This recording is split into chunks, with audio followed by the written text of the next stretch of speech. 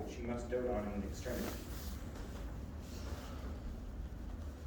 Probably have to tell her that it's her. That's not her turn She's yet. just Cooper entering. still needs to. Oh, sorry. Here comes my messenger. How now, mad spirit? What think you will now about this haunted ghost? Go, Sydney. Just do it. Okay.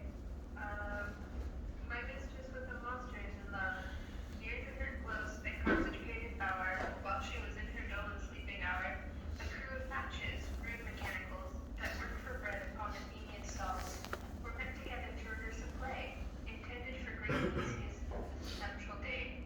The shallowest thick-skin of that very sort, who pyramids presented in their sport, forsook his scene and entered in a break, when I did him at this advantage take. An abscess now I could fix on his head, anon his Thisbe must be answered, and forth my mimic comes, when they him spy, as wild geese that the creeping prowler eye, or russet painted coughs, many in sort, rising and cawing at the guns report, summon themselves and madly sweep the sky, so at his sight away his fellows fly, and at our stampede o'er and o'er one falls. He murder cries, and help from Athenian calls. Their sense thus weak, lost with their fears thus strong, made senseless things begin to do wrong. From briars and thorns of their apparel snatch, some sleeves, some hats, some yielders all things catch. I led them on in this distracted fear, and left sweet Pyramus translated there. When in that moment, so it came to pass, Titania waked, and straightway loved and asked. This falls out better than I could devise. But hast thou yet lashed the Athenians' eyes with the love juices I did bid thee view? I took him sleeping, that is finished too, and the Athenian woman by his side, that, when he waked, of course she must be eyed. Stand close, this is the same Athenian. This is the woman, but not the man. Oh, why rebuke you, him that loves you so? Lay breath so bitter on your bitter foe. But now I but chide, but I should use these words, for thou, I fear, hast given me a cause to curse. If thou hast slain Lysander into sleep, being o'ershoes in blood plunged in the deep, and kill me too, the sun was not so true unto a day as he to me. Would he have stolen away from sleeping Hermia? I believe as soon this whole earth may be bored, and that this moon may through the center creep, and so displease his brother's noontide, and the aftertide, and the ghost. It cannot be but thou hast murdered him, and should a murder look so dead, so grim. So should the murderer look, and so should I, pierced through the heart with your stern cruelty? Yet you, the murderer, look as bright as clear, as yonder Venus in her glimmering sphere. What's this to my Lysander? Where is he? Ah, good Demetrius, wilt thou give him to me? I had rather give him carcass to my hounds. Oh, out, dog, out, cur! Thou drivest me past the bounds of maiden's patience. Thou hast slain him then? Henceforth be never numbered among men, and oh, once tell true. Tell true even for my sake. Durst thou have looked upon him being awake, and hast thou killed him sleeping? Oh, brave flesh! Should not a worm, an adder, do so much? An adder did it, for with doubler tongue than mine thou sunk it, never adder stung. You spend your passion on a misprized mood. I am not guilty of Lysander's blood, nor is he for aught that I can tell. I pray thee, tell me then that he is well. And if I could, what should I get them for? A privilege never to see me more. And from thy hated presence art I so. See me no more, whether he be dead or no. There is no following her in this fierce vein. Here therefore for a while I will remain, so sorrow's heaviness doth heavier grow, for debt that bankrupt sleep doth sorrow owe, which now in some slight measure it will pay, if for his tender here I will some stay.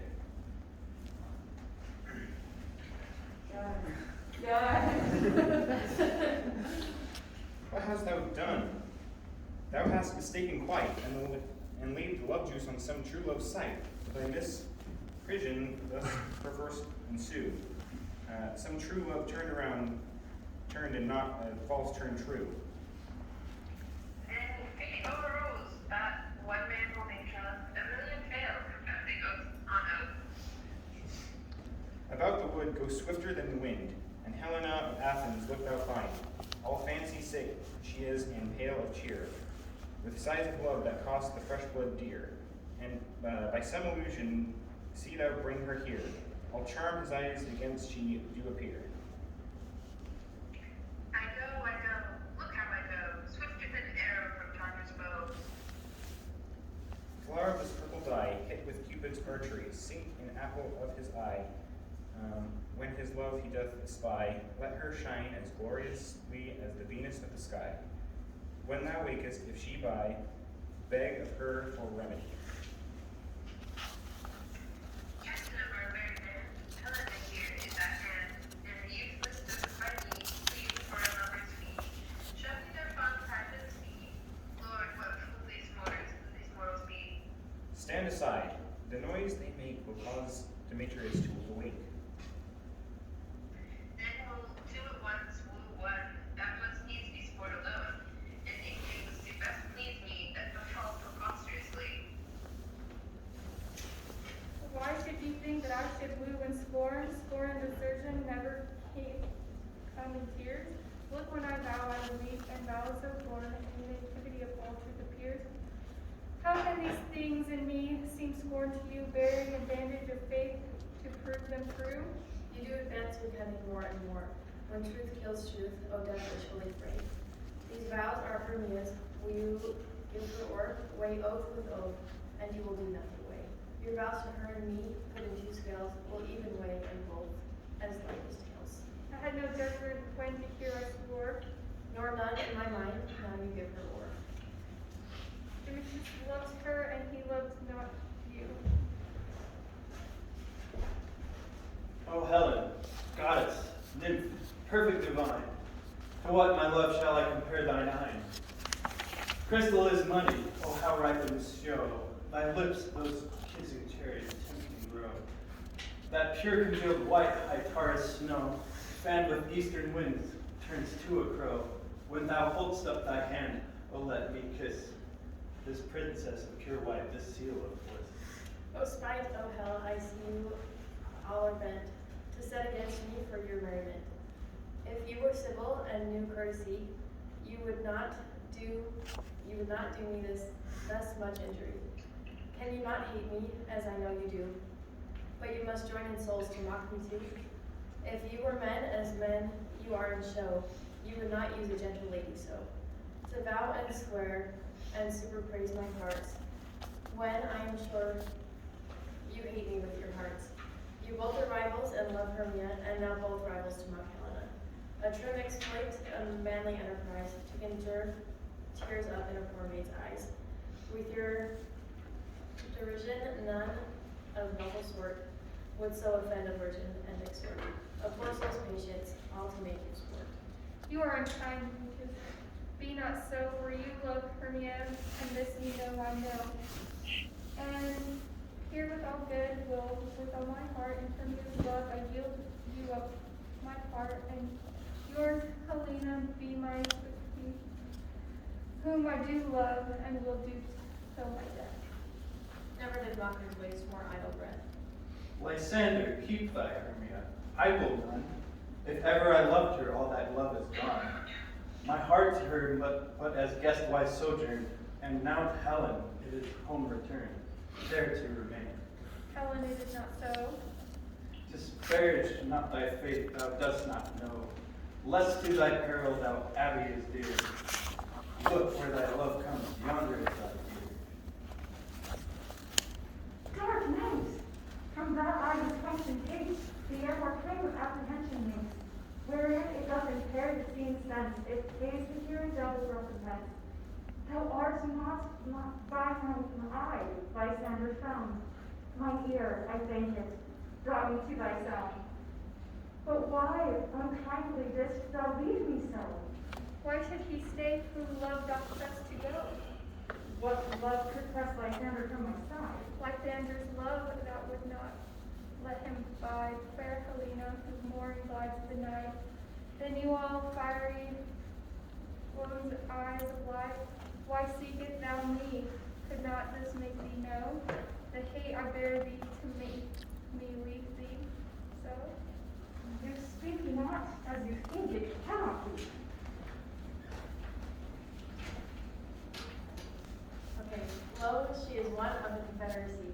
Now I perceive they have conjoined all three to fashion this false sport and spite of me. Injurious from your most ungrateful maid, have you conspired, have you with these contrived, to bait me with this foul derision? Is all the counsel that we two have shared, the sisters' vows, the hours that we have spent? When we have child thy hasty-footed time, for parting us, oh, is all forgot? All school days, friendships, childhood, innocence? We, Hermia, like two artificial gods, have with our needles created both one flower, both on one sampler sitting on one cushion, both warbling of one song, both in one key, as if our hands, our sides, voices, and minds had been incorporate. So we grew together, like to a double cherry, seeming parted, but yet a union in partition. Two lovely berries molded on one stem, so with two seeming bodies but one heart. Two of the first, like coats and heraldry, due but to one and crowned with one crest. And will you rent our ancient love asunder, to join with men in scorning to your poor friend? It is not friendly, 'tis not maidenly. Our sex, as well as I, may chide you for it, though I alone do feel the injury. I'm amazed by your words. I scorn you not, but it seems that you scorn me.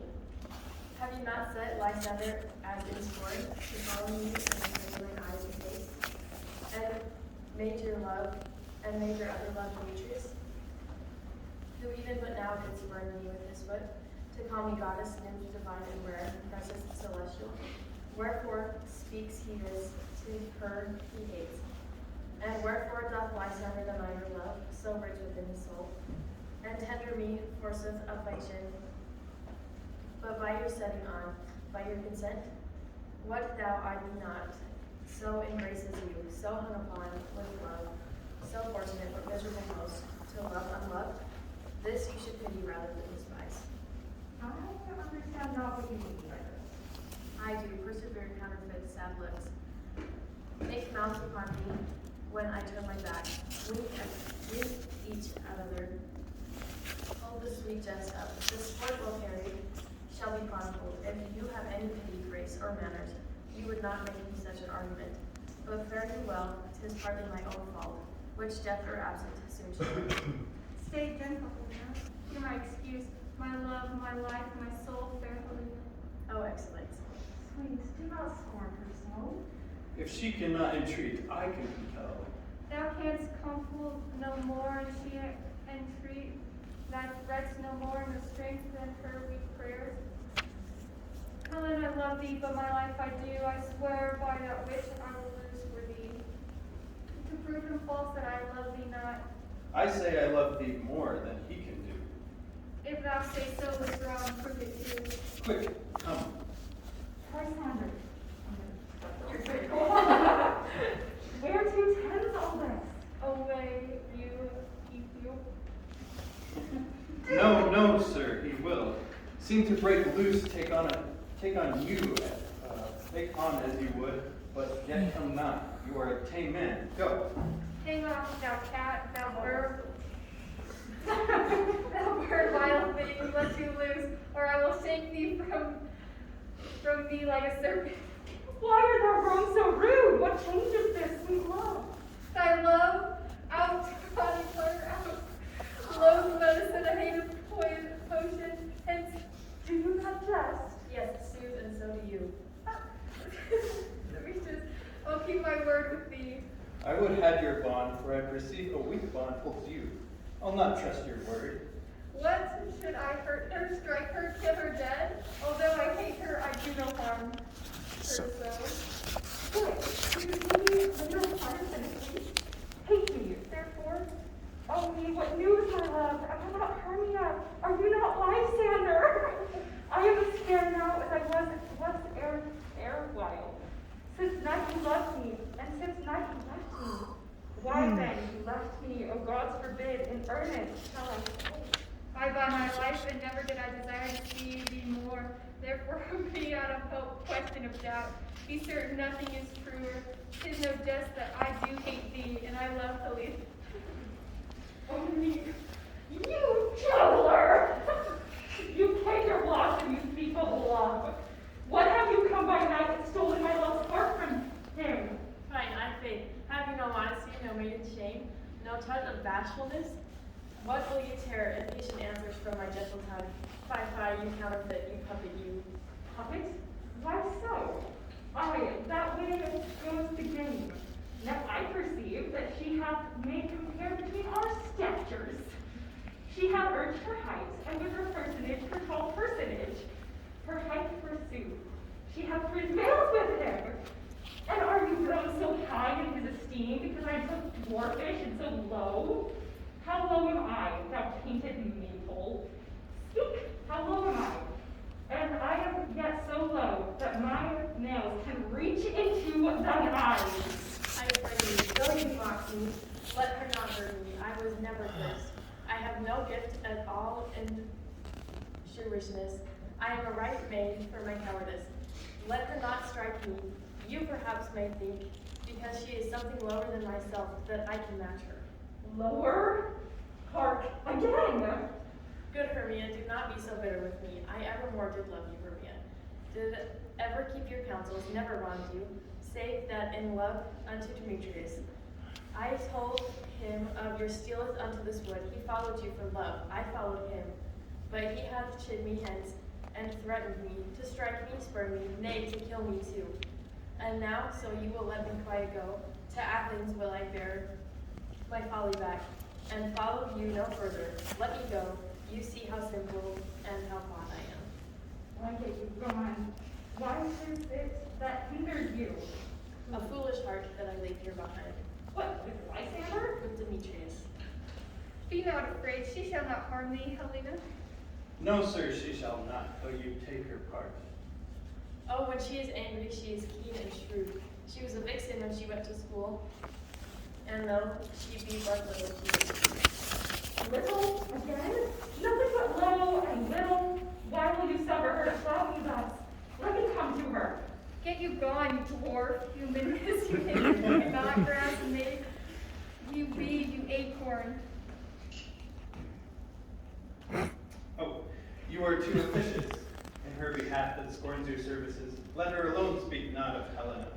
Take not her part, for if thou dost intend, never so little show of her love hurt, thou shalt abide.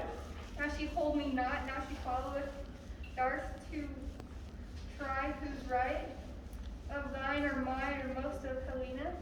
Follow, nay, I'll go with thee. Check by Joel. Cheat by Joel.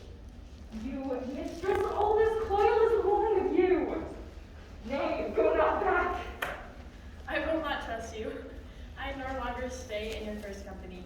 Your hands, than mine, are quicker for a fray. My legs are longer, though, to run away. I am amazed and know not what to say. On after you. This is thy negligence. Still thou mistakest, or else commits thy knaveries willfully. Believe me, King of Shadows, I mistook. Did you not tell me I should know the men by the unmeaning garments he had on? And so far, really good, my enterprise, that I have anointed and Endymia's eyes. And so far, I'm glad so big sword, as their jangling eyes esteem a sport. Thou seest these lovers seek a place to fight. Hie therefore, Robin, overcast the night. The starry welkin cover thou on, with drooping fog as black as Acheron, and lead these testy rivals so astray, as one come not within another's way. Like to Lysander, sometime frame thy tongue, then stir Demetrius up with bitter wrong, and sometime rail thou like Demetrius. And from each other look thou lead them thus, till o'er their brows doth counterfeiting sleep, which leaden legs and batty wings doth creep. Then crush this herb into Lysander's eye, whose liquor hath this virtuous property, to take from thence all error with his might, and make his eyeballs roll with wanton sight. When they next wake, all this derision shall seem a dream and fruitless vision, and back to Athens shall the lovers wend, with leave whose date till death shall never end. Whiles I in this affair do thee employ, all to my queen, and beg her Indian boy. And then I will her charmed eye release, from the monster's view all things shall be peace. My fairy lord, this must be done with haste, for next swift dragons cut the clouds full fast, and the other night the stars are repaired. Backwards approach ghosts, wandering here and there, true call to churchyards, damn spirits all, that in crossways and floods have burial. Already to their wormy beds are gone, for fear lest they should look their shames upon. They willfully exile themselves from light, and must for I consort with black borrowed they. But we are spirits of another sort. I with the morning's love have oft made sport, and like a forester the groves may tread, even till the eastern gate all fiery red, opening on Neptune with fair blessed beams, turns into yellow gold his salt green streams. But notwithstanding haste, make no delay, we may effect this business yet ere day. Up and down, I will lead them up and down. I'm feared in field and town. Goblin, lead them up and down. Here comes one. Where art thou proud of Demetrius? Speak thou now. Here, villain, drawn and ready. Now, I will be with thee straight. follow me then, to later ground. Okay.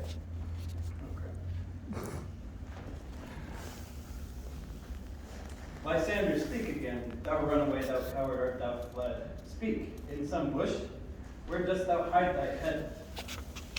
Thou coward, art thou ready? Thou looking for war?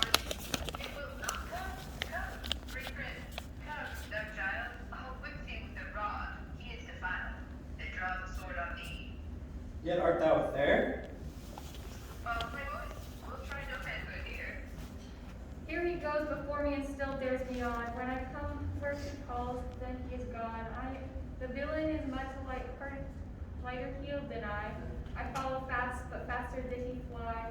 That in fallen I am in the darkness and uneven way, and here will rest me. Come thou gentle day, but once thou show me thy gray light, I'll find the interest of revenge and spite. Coward, why comest thou not? Abide me if thou darest, for well I wot. Thou runnest before me, shifting every place, and darest not stand, nor look me in the face. Where art thou? Come hither, I am here. Nay then, thou mockest me.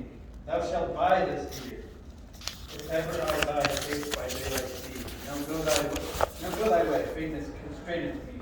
The measure of my length on this cold bed, by day's approach look to be visited. O weary night, O long and tedious night, abate thy hours, shine comforts from the east, that I may back to Athens by daylight.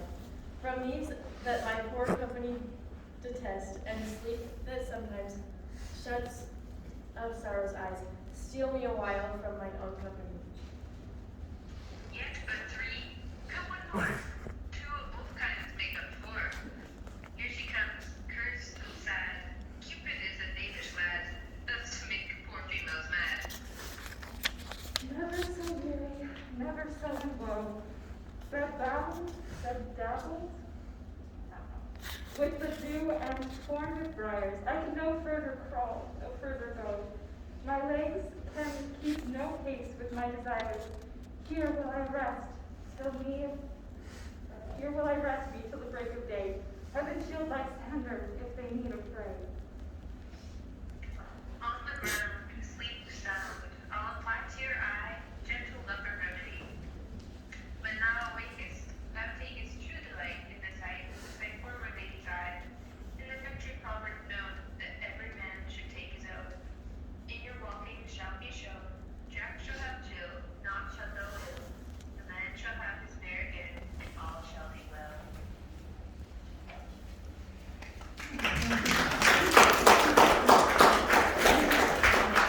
Ah.